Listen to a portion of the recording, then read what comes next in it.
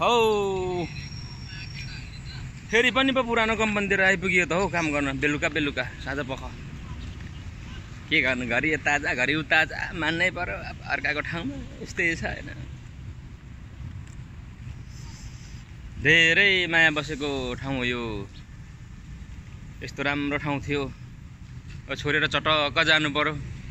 के गर्नु मन कटक्क खान्छ नि के जानै पर्यो हटाएपछि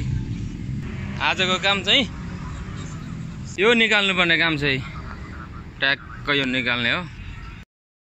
हत्तेरिका हसिनाङ पसिनाङ गरेर काम सक्यो नि हो बल्ल बल्ल हो बन्द भयो लै सानो गाँठे हो